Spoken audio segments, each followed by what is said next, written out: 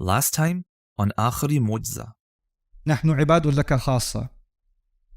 تو یہ دعویٰ بہت بڑا ہو جاتا، کیونکہ اس کا مطلب ہے میری زبان سے کبھی کوئی ایسا لفظ نہ نکلتا جو آپ کی عبادت کے سائے میں نہ ہو.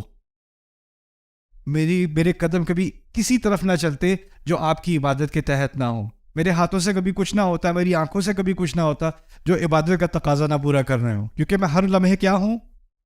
عبد ہوں. یہ تو میرے لیے ممکن ہے نہیں.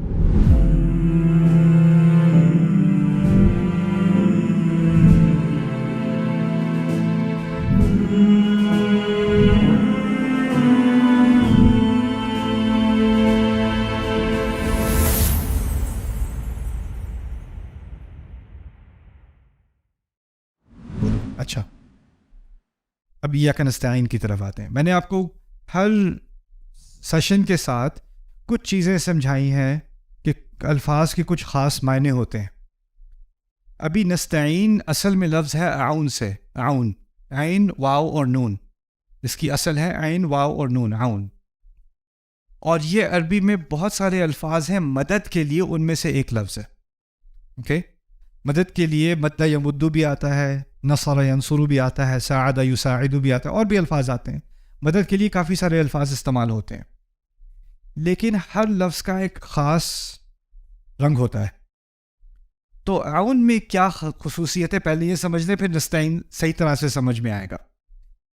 اعون میں ہوتا ایسا ہے کہ جیسے فرض کریں، میں مثال دیتا ہوں، آپ گاڑی چلا رہے ہیں، آپ کا ٹائر جو ہے وہ پنکچر ہو گیا، تو آپ کو سائڈ پہ گاڑی کھڑی کرنی پڑی.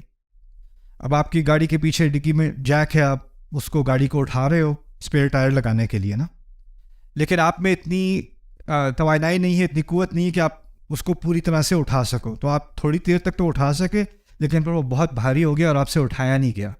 تو راستے سے کوئی گزر رہا تھا، آپ نے کہا بھائی آپ ذرا میری مدد کر دیں گے تھوڑی سی، اس سے زیادہ مجھ سے ہو نہیں رہا.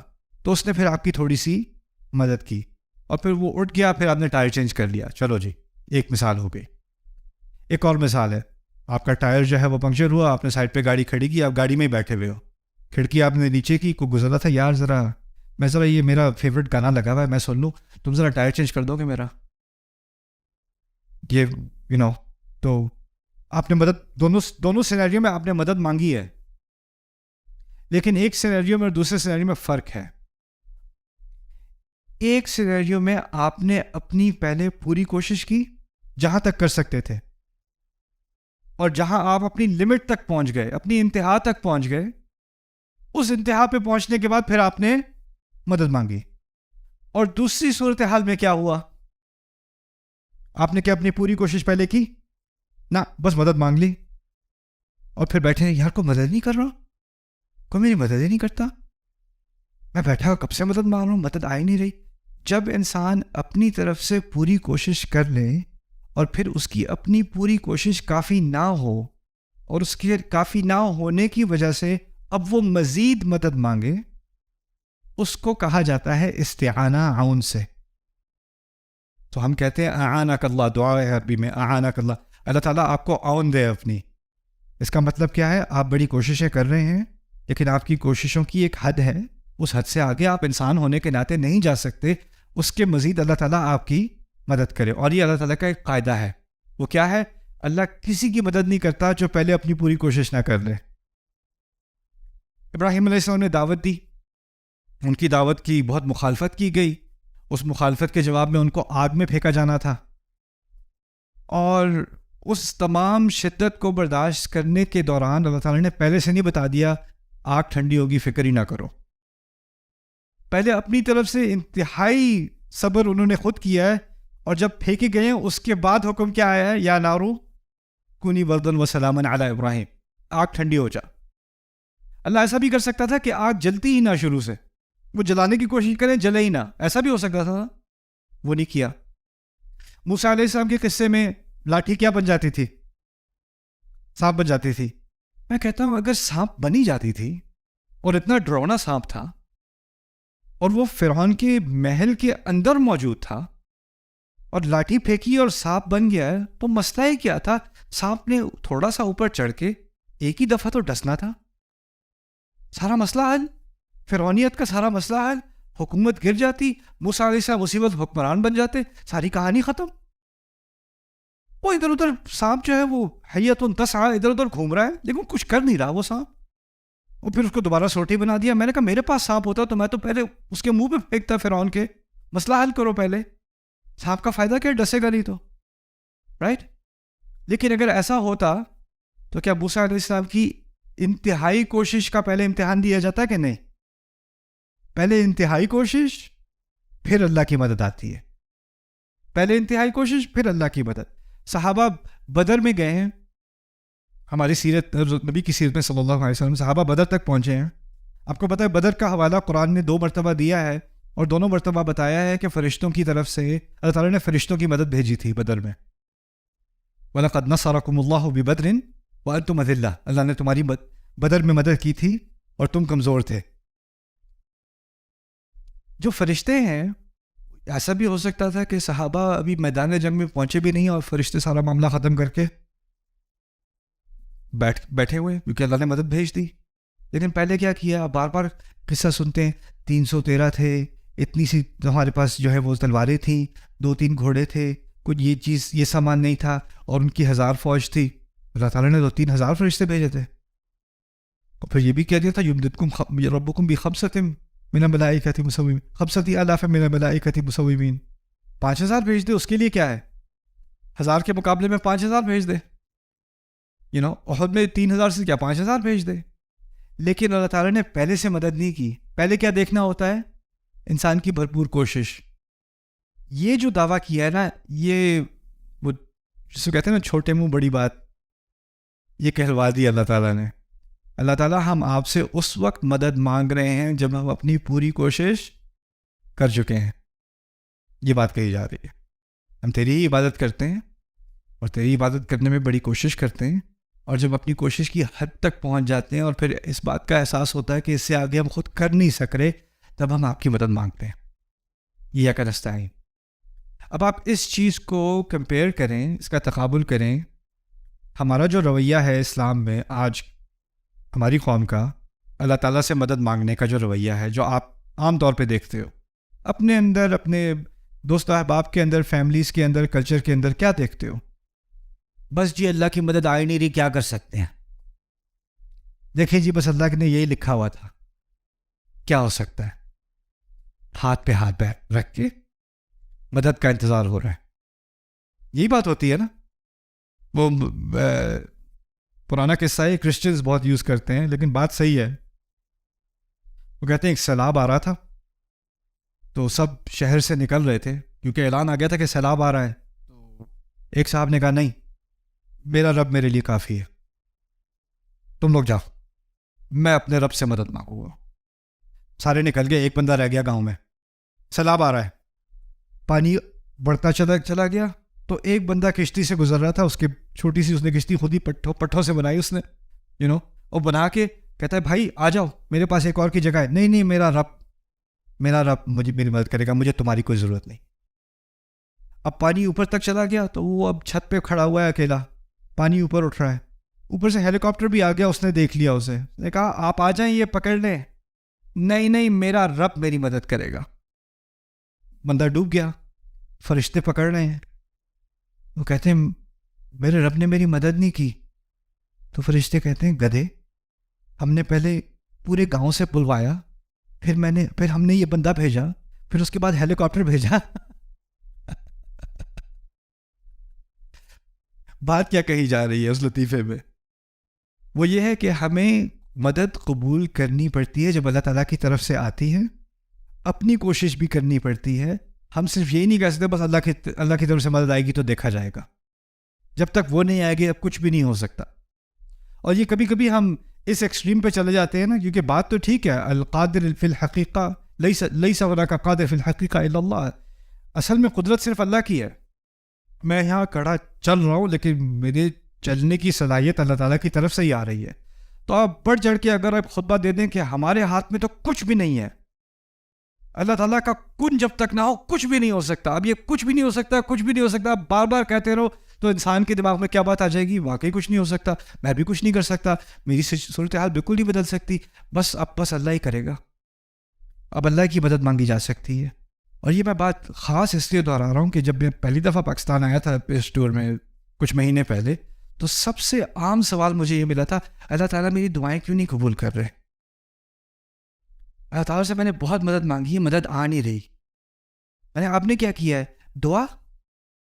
اور کیا کیا ہے؟ اور زیادہ دعا, روزے بھی رکھے ہیں میں نے. آپ نے خود کچھ کرنا نہیں ہے, بس مدد مانگنی ہے. اور یہ کس چیز کی مخالفت ہے؟ ایاک نستعین کی, ایاک نستعین کی. اچھا آؤ, اگر اس کی ترتیب بدل دی جاتی, ایاک نستعین ہوا ایاک نعبد, تو کیا فرق پڑنا تھا؟ تھوڑا سوچتے ہیں اس بارے میں. اصل میں پہلی بات تو یہ ہے کہ ہماری اس زندگی کا بنیادی مقصد اور جو اصل نتیجہ تھا پہلی 3 آیات کا, وہ مدد مانگنا نہیں تھا. اس کا نتیجہ پہلا کیا تھا؟ مجھے اس رشتے کی جو مطالبے ہیں نا وہ پورے کرنے ہیں. تو اس رشتے کی بنیاد کیا ہے؟ استعانہ نہیں ہے, مدد مانگنا نہیں ہے. اس رشتے کی بنیاد کیا ہے؟ عبادت. اور یہی ایک بنیادی فرق ہے ہمارے مذہب میں اور باقی تمام مذاہب میں. یہ بات بھی سمجھ لینا, باقی تمام مذاہب میں اصل بنیاد ہے خدا میری مدد کرے گا. یہ سارے خدا میری مدد کریں گے. یہ کسی نہ کسی طرح ہماری کسی نہ کسی معاملے میں, پیسے کے معاملے میں, فیملی کے معاملے میں, جنگ کے معاملے میں, یہ ہماری مدد کریں گے. ہم یہ فلانے چڑھاوے چڑھائیں گے, ہماری مدد ہوگی. ہم یہ باتیں کریں گے, یہ پوجا کریں گے, ہماری مدد ہوگی. مدد مدد مدد مدد اور مدد. اصل مقصد مذہب کا, باقی تمام مذاہب کا کیا ہے کہ کہیں نہ کہیں سے آسمانی مدد آئے گی. یہ اصل مقصد ہے. کیوں دعا کر رہے ہیں, کیوں پوجا کر رہے ہیں, کیوں جو ہے چرچ جا رہے ہیں؟ مدد کے لیے. اور میں اس بات کو گہرائی میں سمجھنا چاہ رہا تھا کہ یہ واقعی ایسا ہے کہ نہیں, کیونکہ اسلام ان باقی مذاہب سے مختلف ہے. اسلام نے پہلی چیز مدد مانگنے کو نہیں رکھا. اسلام نے پہلی چیز کیا رکھی ہے؟ عبادت. ایاک نعبد تو پہلے ہے. اور یہ کوئی چھوٹا فرق نہیں, یہ بہت عظیم فرق ہے. اس فرق کو اگر آپ غور کرو نا, اس فرق پہ آپ کو پتہ چلے گا کہ اسلام کسی اور مذہب کی طرح نہیں, کسی اور مذہب کی طرح نہیں. کیوں؟ میں گیا تھا, کیونکہ میں ٹیکسس میں رہتا ہوں, میں نیو یارک سے ٹیکسس موو ہوا. ٹیکسس میں ایک صاحب ہیں جول اولسٹین. جول اولسٹین بہت بڑے عیسائیت کے جو ہیں دائی ہیں. ان کے چرچ میں تقریباً ہر سنڈے کو 50,000 سے 100,000 لوگ اٹینڈ کرتے ہیں ہر سنڈے کو. ہیوسٹن میں ہوتے ہیں, میں ڈیلس میں ہوتا ہوں, 3-3.5 گھنٹے کی ڈرائیو ہے وہاں سے. لیکن کوئی یہاں ابھی سے 6-7 سال پہلے کرسمس ایو پہ ان کا ایک کرسمس اسپیشل ہو رہا تھا ڈیلس میں. کرسمس اسپیشل جس طرح ہمارے ہاں عید کا خطبہ ہوتا ہے نا, ان کا کرسمس اسپیشل. اب وہ بندہ اتنا پاپولر کہ وہ کسی چرچ میں جا کے کر نہیں سکتا کیونکہ اتنے لوگ آنا چاہ رہے ہیں. تو اس نے بک کیا امریکن ایئر لائنس اسٹیڈیم, جہاں پہ باسکٹ بال گیمز اور بڑے بڑے میچز وغیرہ ہوتے ہیں نا. اس نے وہ پورا اسٹیڈیم بک کیا ڈیلس کا. میں نے بھی ٹکٹ لیا, میں بھی گیا دیکھنے کیا ہوتا ہے. میں بھی دیکھوں کیا کرتے کیا ہیں یہ لوگ. اب میں وہاں گیا, 3 گھنٹے کا اس کا پروگرام تھا, اور اس نے اپنی ساس کو بھی بلایا ہوا تھا, انا للہ و انا الیہ راجعون. بیوی بھی اس کے ساتھ تھی, بھائی بھی اس کے ساتھ تھا, اور بڑے مزے کی باتیں کی انہوں نے. لیکن پوری بات کا تو وہ خلاصہ بھی آپ کو نہیں بتاؤں گا, ایک بات بتاؤں گا. وعدے کیا کر رہا تھا, اس سال تمہاری ساری خواہشیں جیزس پوری کر دے گا. کیا چاہیے تمہیں؟ وہ جو جس ڈیورس میں تم پھنسے ہوئے وہ کیس اس سال ختم ہو جائے گا. وہ جو تمہیں جاب نہیں مل رہی نا, جو پروموشن نہیں مل رہی, وہ اس سال تمہیں مل جائے گی. اور وہ ایک ایک چیز کو لسٹ کر کے نا, اس سال جیزس نے فیصلہ کیا ہے کہ تمہاری یہ خواہشیں پوری ہو جائیں گی. اور ہزاروں لوگ بیٹھے ہوئے, میں اوپر بلیچ سب سے چیپ ٹکٹ دیا تھا میں نے, وہ اوپر کونے میں. میرے ارد گرد جو سارے بیٹھے نا وہ کہہ رہے ہیں یس سر, یپ یس. وہ کیا سیل کر رہا ہے ان لوگوں کو کہ تمہاری ساری دعائیں کیا ہوں گی؟ پوری ہو جائیں گی. ساری خواہشیں, ساری دعائیں قبول ہو جائیں گی. ایک دفعہ اس نے 3 گھنٹے میں ایک دفعہ اس بات کا ذکر نہیں کیا کہ ہماری زندگی کا مقصد کیا ہے. اس خدا کی, جس خدا کو ہم مانتے ہیں اس کی عبادت. نا نا نا نا نا, وہ تو ٹھیک ہے, بس خدا سے مانگو مانگو اور مانگو, اور وہ دے گا اور وہ دے گا اور وہ دے گا. اب ٹھیک ہے, اللہ تعالیٰ سے مانگنا ہمارے دین میں, اللہ تعالیٰ سے دعا کرنا اللہ تعالیٰ سے مطالبہ کرنا ہمارے دین کا حصہ ہے کہ نہیں؟ ہاں، لیکن وہ ایاک نستعین کے تحت ہے یا ایاک نعبد کے تحت ہے؟ ایاک نعبد کے تحت ہے، یعنی آپ پہلے اپنا کام کرو. اور ایاک نستعین میں بھی 2 حصے ہیں. میں نے 2 حصے سمجھائے تھے نا. پہلا حصہ کیا تھا؟ اپنی کوشش، اور یہ جو کوشش اور جو آپ مطالبہ کر رہے ہو وہ عبادت کے تحت ہے. یعنی میں اللہ تعالیٰ کی عبادت کرتے ہوئے اب میری زندگی کے مقصد اور اس کے جو گولز ہیں، جو میرے اہداف ہیں، جن چیزوں کے پیچھے میں بھاگ رہا ہوں، کیونکہ میں اللہ تعالیٰ کا عبد بننا چاہ رہا ہوں زیادہ سے زیادہ، اب ان گولز پہ بھی اثر پڑا. جن چیزوں کے پیچھے میں پہلے بھاگ رہا تھا، ایاک نعبد سے پہلے جن چیزوں کے پیچھے بھاگ رہا تھا، اب ان چیزوں کے پیچھے نہیں بھاگ رہا، کسی اور چیز کی طرف دوڑ رہا ہوں. اب اس چیز کی طرف دوڑ رہا ہوں تو مجھے مدد کی ضرورت ہے. اب میں اللہ تعالیٰ سے مدد مانگوں گا. تو میری دعاؤں کی اصل نیچر ہی بدل گئی پوری طرح سے.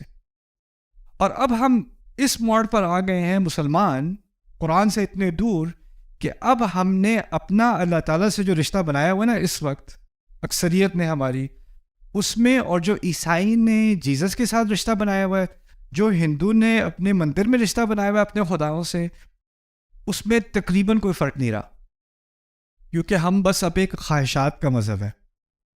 اللہ تعالیٰ میری خواہش پوری نہیں کر رہا، میری مشکلیں آسان نہیں کر رہا. میں تو اتنی نمازیں پڑھ رہا ہوں، میں تو اتنی نمازیں پڑھ رہی ہوں، میں تو عمرہ بھی کیا تھا، میں تو فلاں روزے نفلی روزے بھی رکھے تھے، میں تو صدقہ بھی دیا تھا، پھر بھی کوئی بات نہیں مان رہا. اس سارے میں کیا ہے؟ اصل بنیاد کیا ہو گئی ہے؟ کسی نہ کسی طرح میری خواہشات پوری ہو جائیں. فاتحہ کا مقصد خواہشات نہیں ہے. فاتحہ کا مقصد انسان کی زندگی میں مقصد ڈالنا. ایک دفعہ مقصد آ جائے نا تو اب وہ مدد کس چیز میں مانگے گا؟ یا اللہ جس مقصد کے لیے مجھے بنایا ہے نا، اس مقصد کو پورا کرنے میں بھی مجھے آپ کی کیا چاہیے؟ مدد چاہیے. ایاک نعبد اصل میں مقصد ہے، اور ایاک نستعین اس مقصد کو پورا کرنے کے لیے ہم اللہ تعالیٰ سے مدد مانگ رہے ہیں. اس کی ایک اور مثال، آخری مثال آپ سمجھ لیں تاکہ یہ بات ذہن میں بیٹھ جائے. آپ سفر پہ جا رہے ہو، آپ فرض کرو آپ پنڈی سے آپ لاہور جا رہے ہو، ٹھیک ہے؟ آپ گاڑی پہ سفر پہ نکلے ہو، روڈ پہ نکلے ہو، رستے میں آپ کو گاڑی میں پیٹرول کم ہو گیا، آپ کو رکنا پڑے گا، ہے کہ نہیں؟ آپ رکو گے، مدد کے لیے رکو گے نا، گاڑی کو مدد کی ضرورت ہے. آپ کو بھوک لگی ہے، آپ کھانے کے لیے رکو گے، آپ کے جسم کو مدد کی ضرورت ہے نا؟ رکو گے ہمیشہ کے لیے، تھوڑی دیر کے لیے؟ تھوڑی دیر کے لیے. کیوں؟ کیونکہ وہ آپ کا مقصد نہیں ہے. آپ کا مقصد کیا تھا؟ لاہور. تو آپ کو یہاں رک کے تھوڑی مدد لے کے پھر آگے چلنا ہے. اور رکنے کا بھی ایک مقصد تھا تاکہ باقی سفر پورا ہو سکے. سمجھ میں آ رہی ہے بات؟ ہم نے کیا کیا ہے، وہ جو سٹاپس آتے ہیں نا زندگی میں، وہی مقصد بن گئے ہیں. یا اللہ اور کھلا دے، اور کھلا دے، اور پیٹرول ڈال دے، اور پیٹرول ڈال دے. کس لیے ڈال دوں؟ بس پیٹرول بڑا اچھا لگتا ہے مجھے. ادھر اب آپ کا مقصد کیا بن گیا؟ اس پیٹرول اسٹیشن سے اگلے پیٹرول اسٹیشن تک جانا بس. اور کبھی کبھی کہنا ہے وہ پرانا پیٹرول اسٹیشن اچھا تھا، وہیں واپس چلتے ہیں. یا اللہ وہاں دوبارہ واپس پہنچا سے. یہ مثال آپ سمجھ لیں کہ ہم ایک سفر پر ہیں، اور اس سفر پر ہم نے اللہ تعالیٰ سے مدد مانگی ہے. کیونکہ جب آپ لمبے سفر پہ جا رہے ہو تو آپ تھک جاتے ہو، تو پھر آپ کو مدد کی ضرورت ہوتی ہے. ایاک نعبد و ایاک نستعین. اس میں ایک اور بڑی پیاری بات یہ ہے کہ ایاک نعبد اصل میں ہماری کمٹمنٹ ہے اللہ تعالیٰ کے ساتھ، اور ایاک نستعین میں ہماری ضروریات پوری ہو رہی ہیں. اللہ کا مطالبہ کس میں پورا ہو رہا ہے؟ ایاک نعبد. اور ہمارا مطالبہ کس میں پورا ہو رہا ہے؟ ایاک نستعین. جو چیز اللہ کے لیے ہے وہ پہلے ہونی چاہیے، جو ہمارے لیے ہے وہ بعد میں ہونی چاہیے. تو ایاک نعبد پہلے، ایاک نستعین بعد میں. ایاک نعبد ایاک نستعین. پھر ایک اور بہت ہی خوبصورت باریک سی چیز اس آیت میں یہ ہے کہ ایاک 2 دفعہ ذکر کرنا لازمی نہیں تھا. ایاک نعبد و نستعین عربی کے قواعد کے اعتبار سے صحیح ہے. اگر آپ کہو ایاک نعبد و نستعین، ہم صرف تیری ہی عبادت کرتے ہیں اور مدد مانگتے ہیں، اس میں کوئی غلط بات نہیں ہے. لیکن قرآن نے اپنی حکمت میں ایاک کا 2 دفعہ ذکر کیا. اس کو اتناب کہتے ہیں. اتناب کہتے ہیں عربی میں جو بات بار بار نہیں کہنے کی ضرورت تھی اس کو 2 دفعہ کہنا، یا 2 سے زیادہ مرتبہ بھی کہنا. اتناب، اس اسٹائل کو اتناب کہا جاتا ہے. تو قرآن نے یہاں پر اتناب کا استعمال کیا. ایاک نعبد و ایاک نستعین. اس اتناب کا کیا فائدہ ہوا؟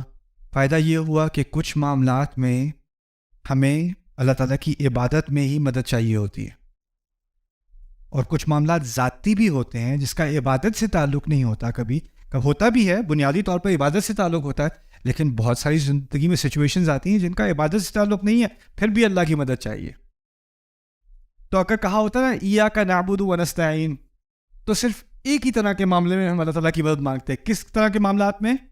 عبادت سے متعلق معاملات میں، صحت سے متعلق معاملات میں نہیں، فیملی سے متعلق معاملات میں نہیں، پیسوں سے متعلق معاملات میں نہیں، اپنی ڈپریشن کے معاملات میں نہیں، اپنی انگزائٹی کے معاملات میں نہیں. لیکن اب ایک جوڑ بھی بن گیا اور ایک علیحدگی بھی ہو گئی، یعنی دونوں اکٹھے بھی ہو سکتے ہیں اور دونوں الگ الگ بھی ہو سکتے ہیں، اور ان دونوں کی گنجائش اللہ تعالیٰ نے ہمیں دے دی. ایاک نعبد و ایاک نستعین. اچھا، Subscribe now to the Bayyinah YouTube channel to watch the rest of this series and more great content from Ustad Nu'man Ali Khan. تو جب آپ کسی کو بڑی نفرت سے ہدایت دینے کی کوشش کرتے ہیں، یہ لوگ تو جہنمی ہیں، جہنمی، ان کو دیکھو کافر ہیں، یہ کافر، یہ فلانے ایسے ہیں، یہ فلانے مشرک ہیں، یہ فلانے جو الفاظ آپ استعمال کر رہے ہیں، یہ اہتنا کی روح سے صحیح ہے کہ نہیں؟